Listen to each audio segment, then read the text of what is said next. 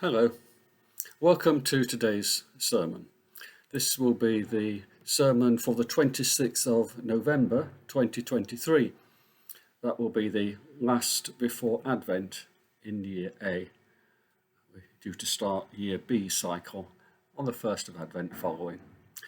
But for this Sunday, it's last before Advent, and the two readings I've chosen are Ezekiel 34, verses 11 to 24, and Ephesians chapter 1, verses 15 to 23. Ezekiel is trying to comfort his people.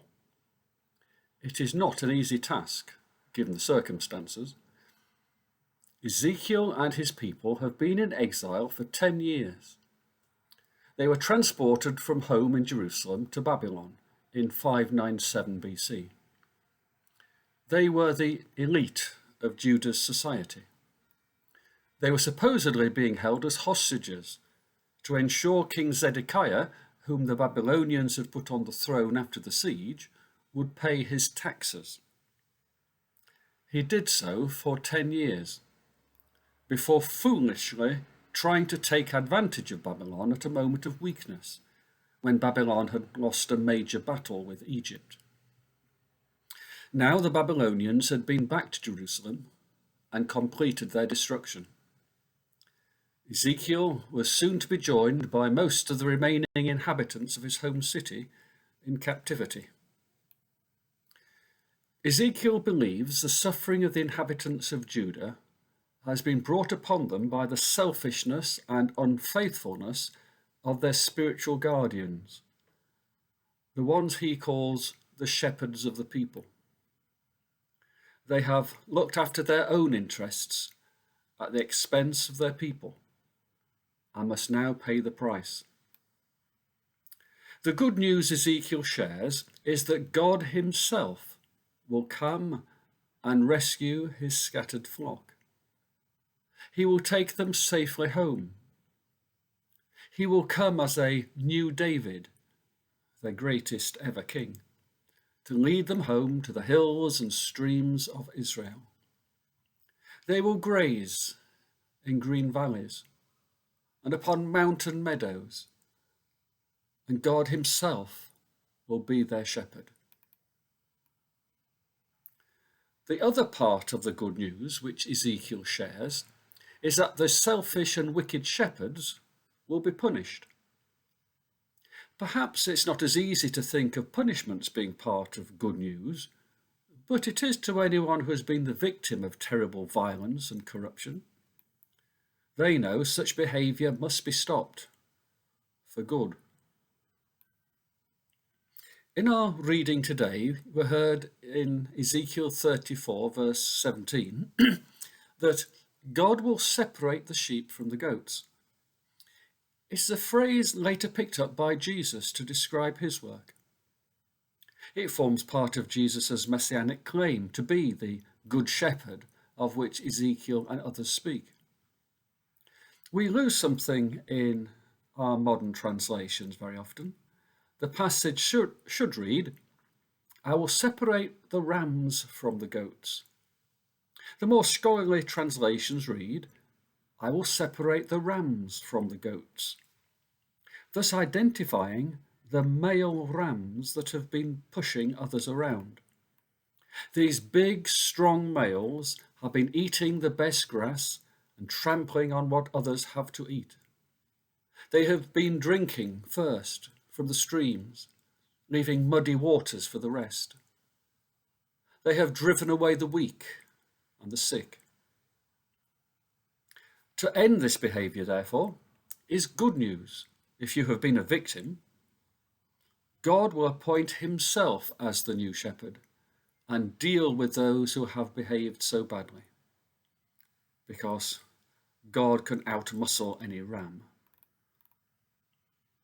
I do not know whether it is by chance or by design that today has been designated in many churches around the world as the Day of Women Against Violence. And I'd like to take up that theme now. Just as punishment of offenders is not an easy topic, nor is it easy to speak about violence against women. Yet it is a topic we cannot ignore, otherwise we risk becoming the next generation of bad shepherds who have failed to take care of the flock. The World Health Organization estimates that 1 in 3 women globally suffer physical or sexual abuse in their lifetime. Most abuse is from the hand of their partner, who supposedly loves them. Other types of abuse include mental abuse through abusive threats and domineering behaviour, and the deprivation of liberty. Domestic abuse against women and girls is widespread in New Zealand. A report in 2014 estimated it cost the country between $4 and $7 billion back then in lost productivity, medical treatment, Ministry of Social Development intervention, and the judicial and prison services. That is without trying to calculate the cost in terms of unhappiness, fear, pain, isolation, and shame. Research done by Auckland University in 2021 found that domestic abuse is on the rise, and it is a well-documented fact that COVID lockdowns have increased rates still further across the world. The digital world and social media have just exponentially increased the available channels for women to be abused online. Now, it must be stated clearly that men are also victims of abuse at the hands of the woman in their lives. If it is fear that holds women back from seeking help, it is certainly shame that is the main factor keeping men suffering in silence. But overall, women and girls are overwhelmingly the victims of abusive behaviour. Yet, it is not a woman's problem. It is a problem for men, and for men to learn how to behave appropriately towards women in a society where many of the traditional rules of society have disappeared, which kept women safe and tempered male aggression. What can be done to help? Well, all of us, both men and women, must keep our eyes open and our antennae switched on. We need men as resident fathers to bring up their sons to behave appropriately. We need society to value family commitments more than has been fashionable since the free love decade of the 1960s. Family life of 2 parents and children lived within a tribe or community didn't just drop off a tree one day, but developed over millennia as the safest way to raise the next generation and to maintain peace in society. Men need to step up and challenge sons and sons-in-law, brothers, fathers, and workmates when they witness men behaving inappropriately towards women. Men also suffer themselves from their abusive behaviour towards women. Repeatedly expressing contrition until the next time that they blow their top develops into a self-loathing and self-destructive cycle of behaviour, which ends too often in prison, depression, alcoholism, or suicide. Fortunately, there are programs and resources out there to help. The White Ribbon educational program, available online, gives tips on how to educate boys in managing their strong emotional drives. Lastly, let us not fool ourselves that this is not a problem in our part of the city. It doesn't matter how much your house is worth. One of my churches in England ran a women's refuge. The demographic of residents was largely predictable. Homes often featured heavy drinking, drug abuse, poverty, lack of educational qualifications, serial cohabitation rather than marriage, and other predictable factors. But we also saw women from more privileged backgrounds from time to time. Pardon me. It makes for an interesting juxtaposition to be speaking about the abuse of women and discrimination against women, and then to be reading from St. Paul. For as we know, St. Paul has a bit of a reputation for being misogynistic himself. We are all familiar with those passages such as we see later in Ephesians, in chapter 5, verse 24, for example. Wives should obey their husbands in everything, just as the church obeys Christ. Paul also has some interesting things to say about marriage and divorce in 1 Corinthians chapter 7. But as in all these biblical passages, you need to understand the historical context in order to make a judgment. The Bible doesn't tell us whether Paul was married or not. He never mentions his wife. But as an aspiring Pharisee, it is highly likely that he was at one time married. If he aspired to join the Sanhedrin, on whose behalf he may have witnessed the stoning of Stephen, he would have had to be married. However, by the time he writes about marriage and celibacy to the Corinthians, Paul is clearly a single man, either a bachelor or possibly a widower. To the Corinthians, Paul recommends staying single. This suggests Paul may have expected the end of the world to be imminent, because it is certainly no long-term strategy for the survival of the church. But to those who do marry, Paul suggests they should be faithful rather than promiscuous, which was as popular in Roman culture as it is today. Paul also instructs Christians not to follow the Greek notion that flesh is somehow unimportant or evil, and all that matters is the soul within. Therefore, Paul says, couples should have normal physical relations and not impose celibacy upon their partner. Marriage should be respected, and divorce should be avoided wherever possible.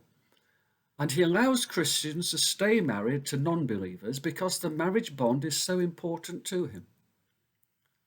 Only if the non-believing partner wants a divorce from their Christian partner should divorce be countenanced. I wonder whether that happened to Paul. We don't know. I'm merely speculating. But it's an interesting idea. When Paul stipulates that women are subject to their husband, he is simply stating the obvious according to the principles of the time. The revealing part is that Paul feels the need to say this at all. Rather than reveal Paul as a misogynist, what it reveals is the extraordinary freedom being allowed to women within the Christian community. Women were important leaders within the church in the early days. Jesus was funded by a group of wealthy women who followed him and his disciples around the country. Jesus defended prostitutes from public harassment. Mary Magdalene, Martha and Mary, Lydia and Euodia, Syntyche, Phoebe the deaconess, and Dorcas, who is called a disciple, Priscilla, whose name precedes and takes precedence over her husband, Aquila, are all leading figures. Christians were pushing the boundaries in Roman society. Wealthy people would associate at church with lower social classes, and even slaves. Church leaders may be from lower social orders, or be women, even if the women were not acting as presbyter bishops at that stage. They did hold influential positions in many places. When Paul has to instruct Christians to follow the rules of the emperor and civil authorities, despite having their own king in Jesus, Paul is not disputing the fact that Jesus is their Lord and King, but that they have to remember their civic duties alongside that. So, when Paul is advising women to be subservient to their husband, Paul is urging people to respect the social conventions around them in matters of marriage and the role of women. But he is still giving important roles to women within his churches, such as Phoebe the deaconess. It is a fine balancing act Paul is attempting in order to safeguard the church from political persecution. When Christianity became the official religion of the empire after Constantine, Roman imperial attitudes to authority quickly overwhelmed the church. We see this in how the status of bishops suddenly rose to be akin to imperial princes, and how the status of women in the church was held back for centuries. An example of this can be seen at the Synod of Whitby in 664 AD, when the Roman Church took over leadership of the Celtic Church in Britain. In the Celtic Church, women such as Hilda of Whitby held great power, great authority. Monasteries were joint with men and women living in separate parts of the same religious house. Much of this was changed by the imposition of Roman church rules, which had been so influenced by the old imperial models of power. Methodism has an interesting story concerning the authority of women within the church. We are all aware that there would have been no Methodism as we know it without the spiritual formation John and Charles received at their mother's knee.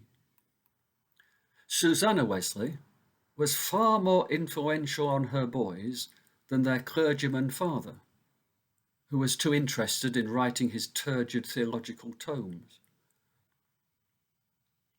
It was thanks to the intervention of Susanna that lay preachers were allowed in Methodism. By 1761, John had sanctioned women to become lay preachers. But resistance in wider society put pressure on the church, just as it did in Paul's day.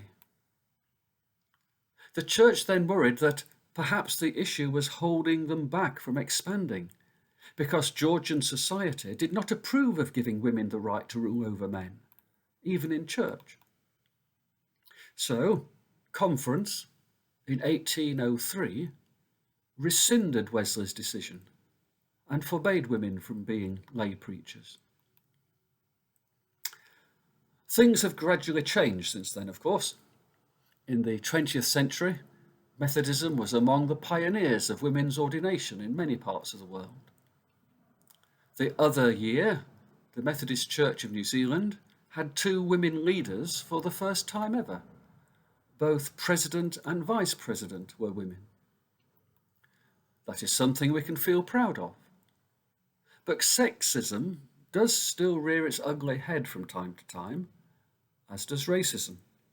So we can never simply coast along with our eyes closed, because we still have a long way to go to reach the vision of that so-called misogynist, St. Paul, who wrote, "There is neither Jew nor Greek. There is neither slave nor free. There is neither male nor female, for you are all one in Christ Jesus." Amen.